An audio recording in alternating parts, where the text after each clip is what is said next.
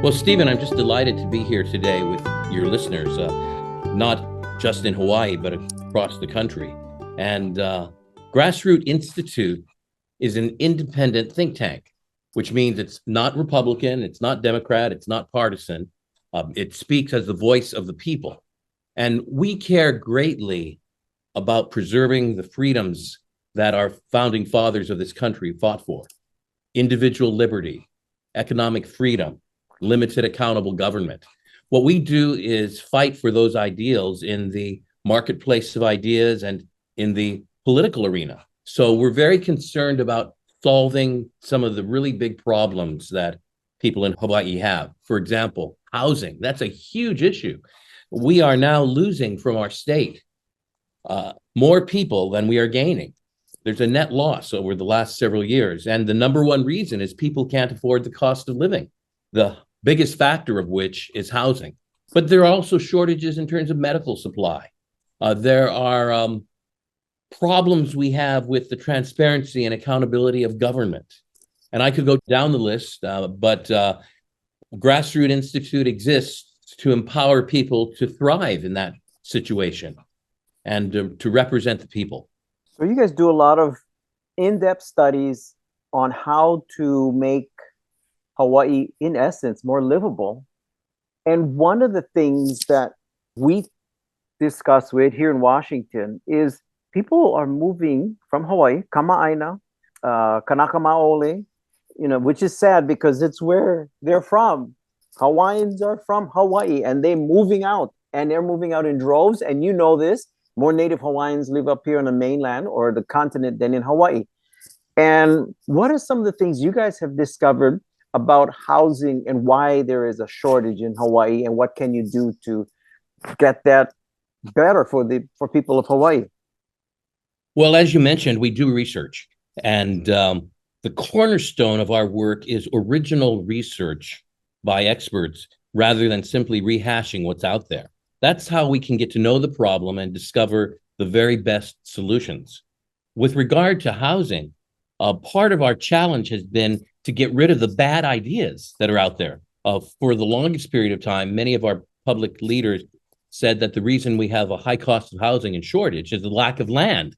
But the truth is, we only build in Hawaii on 5% of the land mass. 95% is agriculture or preserved land. And so that's not true. Others have said that the reason housing is so scarce and costly is because outside buyers from the mainland or from China are buying up all the land and driving up all the prices. But that's not true also. We've researched that very carefully. And so part of our work is to dispel the misconceptions. The fact is, the number one reason housing costs so much in Hawaii is the cost of government regulation. For example, if you want to buy a condominium unit, maybe a two-bedroom, and it costs $900,000, which actually is not a bad price in Hawaii. Oh my gosh. If you wanted to buy that, 450,000 of that would be the cost of all the government regulations that were required of the developer and the owner and the realtors in order to get that to market. So this is just exorbitant. And we have been at the Grassroot Institute identifying some of those regulations and going to the legislature and cutting them. And we've been very successful. In this last session, we had a couple of regulations that we were able to get off the books that are going to expand the supply of housing. And that's what we do for the sake of the people. Tell me about those regulations. Sure. One regulation restricted homeowners from being able to add, in most cases, for most homeowners, a cottage or an attachment, maybe what we call an accessory dwelling unit. So grandma could stay in it, or so the children could stay in it, or so they can make some more income and rent it out. And there are all kinds of places where easily such a unit could be added to the lot. There are enough utilities, enough roads, enough space, and so forth. So we were successful in getting past a measure that will allow up to 2 accessory dwelling units per lot. And then we worked with the county of the Big Island, Hawaii, to get three, because you know how massive the land is out there, and it's not uncommon for somebody to have an acre lot or a 2 acre lot and so forth, which could sustain many homes. So that's one regulation we were successful in dealing with. Another regulation was that you couldn't convert business offices, even in a dilapidated business building that was mostly empty, to residential. We took that on, and now in Hawaii, that's going to be commonplace, and that's going to allow the development of many more houses or housing units, apartments in the future. And so we one of our reports, you mentioned reports at Grassroot Institute, which people can get from grassrootinstitute.org. That's Grassroot Institute, and we don't have an S at the end. It's not grassroots, it's Mm-hmm. grassrootinstitute.org. People can get reports. One of the reports is on housing solutions. We go down the list of multiple regulations. You know, I saw something that took place in Hawaii that I still am scratching my head. You guys were part of the process to have the biggest tax cut in the history of the state of Hawaii. Absolutely. I'm delighted to I'm delighted by the fact that the legislature this year decided that it would cut back income taxes at a massive level, and the governor who championed this bill signed it into law. We worked long and hard on that. In fact, it's been years that we've been working on that direction. But this year, many groups came together, advocacy groups on all sides of the political spectrum, legislators. We were behind the scenes in doing research, in writing legislation, and so forth. But at the end of the day, in the 2024 legislation period, Hawaii decided that it wanted to go from being one of the most taxed states in the entire nation. For many people, that would have been the fifth highest tax that you'd pay, income tax you'd pay anywhere in the country, to now in the near future, we will be perhaps the 45th state. And that is a huge transformation. I want to give my kudos to Hawaii's political leaders. Now, a lot of people are critical of our political system because it's largely a one-party state. And at Grassroots, we're neither Republican nor Democrat. We're simply for the people in terms of the issues. So it doesn't matter whether it's one-party Republican or one-party Democrat. Just having one single party often prevents competition of good ideas. Despite this, within the single party dominated by Democrats here in Hawaii, we had a historic shift, voting by Democrats to bring down income taxes, unlike anywhere else in the nation.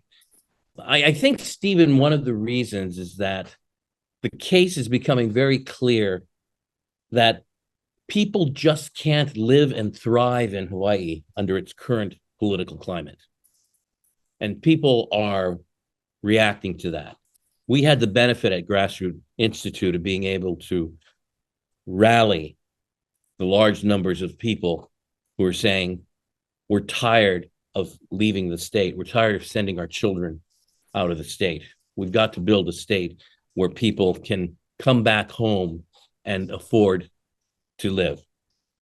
One of the things that I notice and that kind of troubles me is that you always hear about people when they go back home. Well, yeah, I have one job. I got two jobs. I have to work two jobs. I have to work, because Hawaii is driven by the tourist industry, and tourism doesn't pay a lot from that standpoint. So what do you see this tax bill that you guys help get through benefit to Hawaii residents? Do you see it really making a big change for them?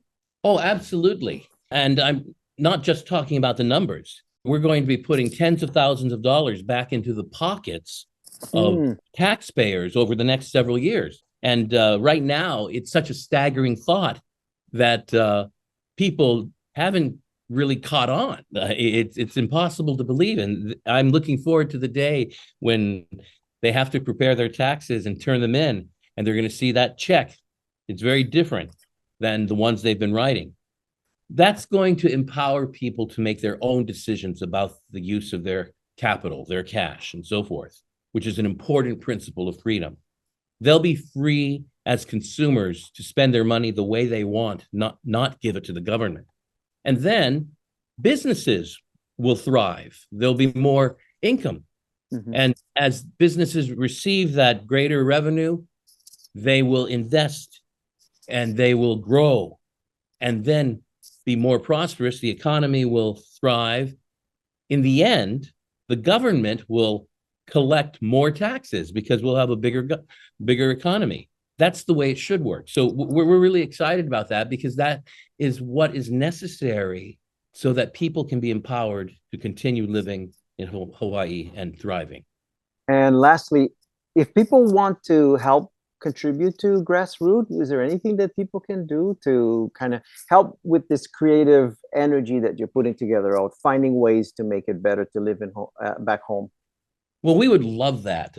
We want those of you who are listening who are from Hawaii but can't return because of the economic climate to know that we're your champions out there. We're fighting so that you, or at least your children, can come back. And we want your partnership. We would love it. Just stay informed by receiving our free newsletters and information about Hawaii that you can't get anywhere else. I'll give you the website for that in a moment. But also, we would love to have your sponsorship and partnership. If you can financially help support our movement, it will help so many other people to live in Hawaii, to thrive in Hawaii, to stand up to government, to be able to preserve our freedoms. And I think that's the important thing. And we would be so appreciative to have you on board. Get a hold of us by going to our website, grassrootinstitute.org. Grassroot, no S at the end, just grassrootinstitute.org. We would gladly welcome you.